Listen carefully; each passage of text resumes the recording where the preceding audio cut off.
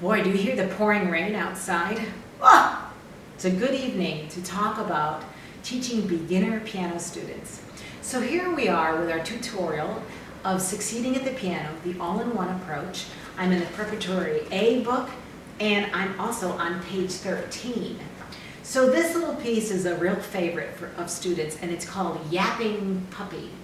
And the students will notice that the notes are either going up or they're going down. And obviously, we've talked about this before, but this is a good piece in order to reinforce that. So you can certainly have your students draw a line through the left-hand notes so that they can see that they're going up. The right-hand two notes are going up, the left-hand two notes are going up, right-hand two notes are going up. Then they go down, down, down, down. Absolutely. Okay, so we use the exact same practice strategies we used in prior pieces. Tapping, clapping, counting out loud. 1, 1, 1, 1, 1, 1, 1, 1, 1, 1, 1, 1, 1, 1, 1, 1.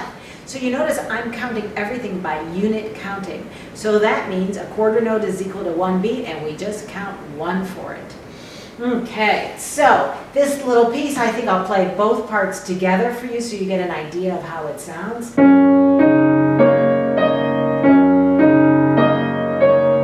Uh-oh.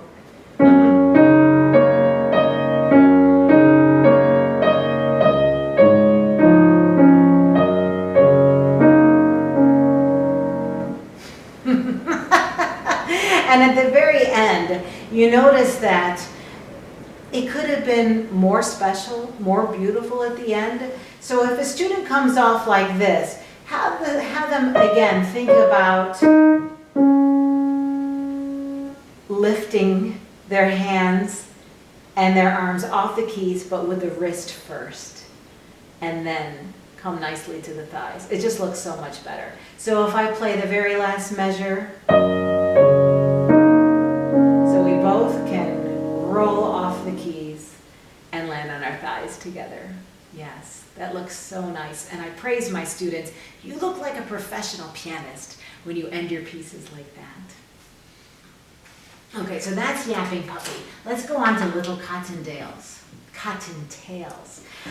Okay, so the practice steps for this piece are tap the rhythm on the closed fall. Excuse me, I should say tap the rhythm on the closed lid of the fall board. So your students would go 1, 1, 1, 1, 1, 1, 1, 1, 1, 1, 1, 1, 1, 1, 1. So you'll notice in this particular piece, I was moving with the direction of the line. So that's another good way for students to understand how to read music. And it's a very important thing for us to point to the notes while the students are playing. That way we are sure that they're reading from left to right, and we're also sure that they're keeping their eyes on the music and not on their hands when they're playing.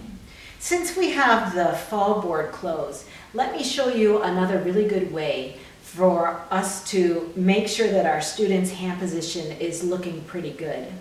So again, we want our students to play on the pads of their fingers and not on their fingertips, so we don't want them to look like that. And we want to instill in them the idea of, even though they're playing with their entire apparatus moving up and down, we also want to make sure that they know that there is such a thing as a flexible wrist. And as we talk through these many, many videos that are coming up, I will explain more in depth as to how important a flexible wrist is in the sound, the beauty of the piece, the musicality of the piece, and of course the comfort level of our students.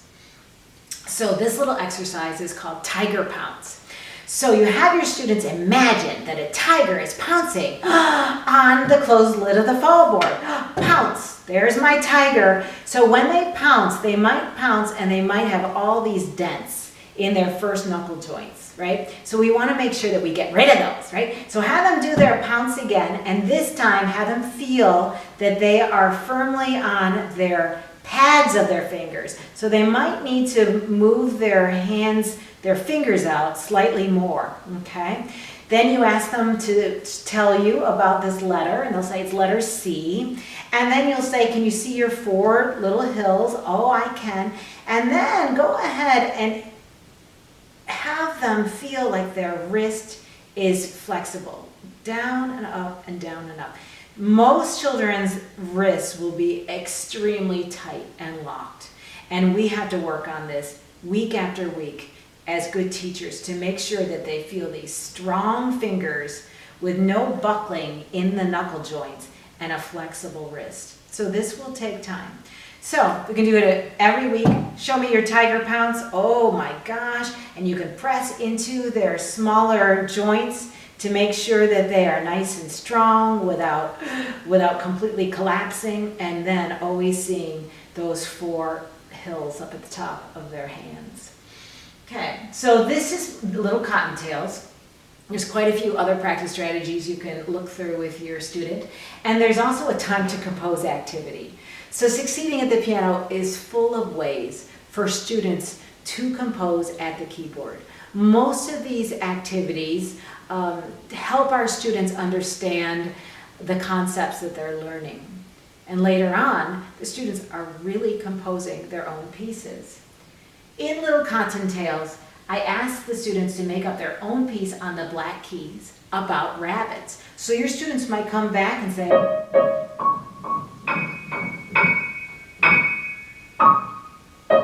that was a piece about a little rabbit. Oh, how wonderful. How about if we create one about a big rabbit? And how will that one sound differently than the little rabbit piece? Would you use the black keys at the bottom of the keyboard? Yeah, I think I might. And after the students play Little Cottontails, our musicality girl asks, did you hear a steady beat? And as I said before, you could ask this question before the student actually plays the piece so that you know that they're listening to themselves play. Now let's go on to page 15. Popping popcorn. You can imagine that this is such a popular piece for young children. Here the students are reviewing the groups of 2 and 3 black keys. We ask each quarter note gets 1 beat. Make sure the student always has a pencil at the keyboard so that they can put in the answer.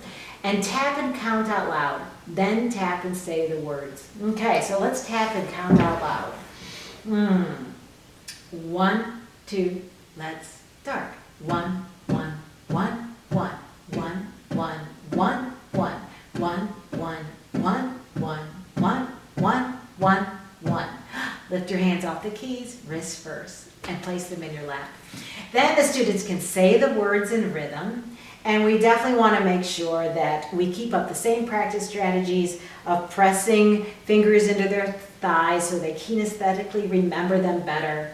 And then the idea of counting aloud when they play and you pointing to the notes so that they're reading from left to right.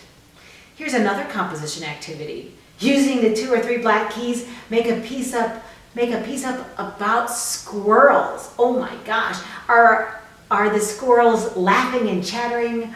Are they leaping around, or are they sleeping? Right? So there are all kinds of imaginative ways we can get our students to learn and to create their own pieces.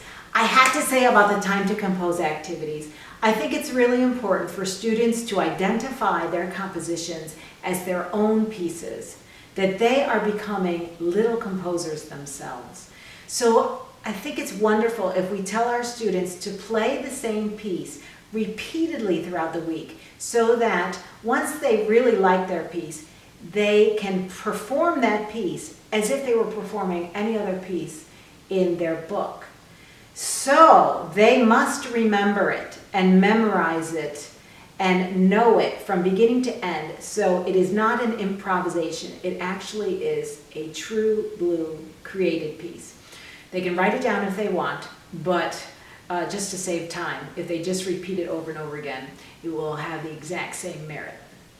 Now let's go on to page 16.